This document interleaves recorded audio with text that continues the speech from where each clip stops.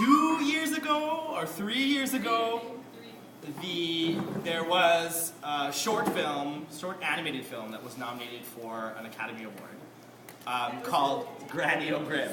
And so I don't know, I like to watch at least as many of the short films as I can, and I had watched this one and I thought it was really good. So I kept telling people about it, but it turned into like a telling of the short film instead of just me being like, go and YouTube it yourself. And Tennille latched onto this like a dog to a bone, I guess. Not to call you a dog, because you're a beautiful girl. I have told this story because of her, like at least 30 or 40 times. In places. So, it's better than the real thing. And apparently it's better than the real thing. But not today, because I literally have not seen or done this for like a year.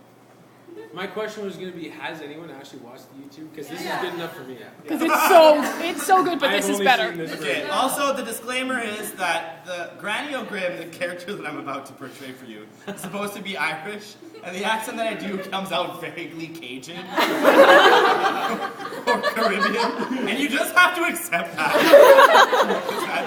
That's just how it goes. So, there you go. Anyways, the scene is set where the short film starts where there's this little girl. It's a very androgynous child, and we're not really sure what it is.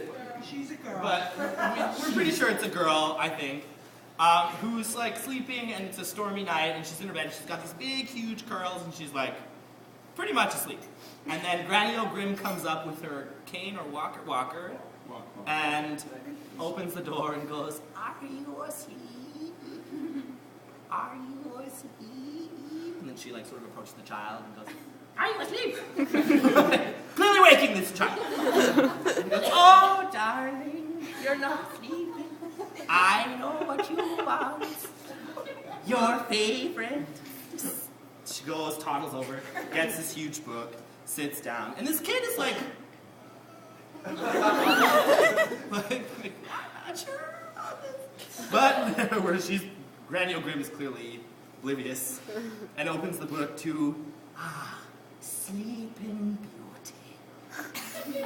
Once upon a time, in a faraway kingdom, and this cuts off to the kingdom, obviously, there was a beautiful queen who gave birth to a beautiful baby. And at this point, the queen is sitting there in her bed, and she goes, and then shoots out like water slides right out, and then she's like, so Sleeping Beauty is birthed, and then she says, they gave birth to a beautiful baby, and they named her Beauty. And Beauty was indeed very beautiful, much like yourself, love. But there comes a time in this life when beauty will not get you very far. And she does her own echo, which is why this movie is brilliant. So now this kid is like,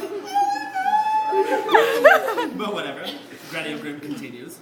He says, all the fairies and all the people and all the land, this is where it gets Cajun, were invited to Beauty's christening. All the fairies, except one, that is. One of the fairies didn't get invited. And do you know who that was? And the little girl's like, I don't want to use it. But she keeps on telling it anyway. It was the one fairy who could have maybe done with a day out. The elderly fairy. And then like, the elderly fairy shows up, and it's clearly Granny O'Grim with like a sort of sallow green tint to her skin and like tiny little skirt with us. She's got her walker, and she's all like, everyone ignored the elderly fairy because they all thought that she was useless and old and didn't care about all of her contributions to the community. Well, she was gonna go to that christening and tell them a thing or two. She lived a time. She had wisdom.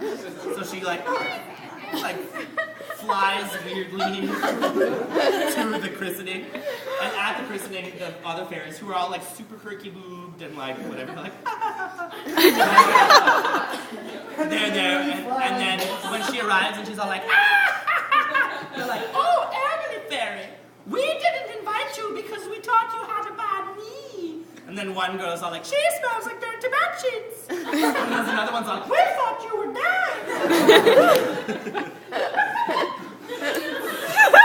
So,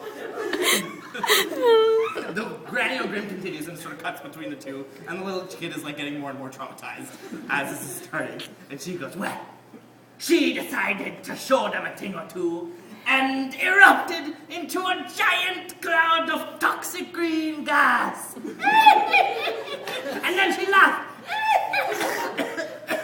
She laughed for longer than that.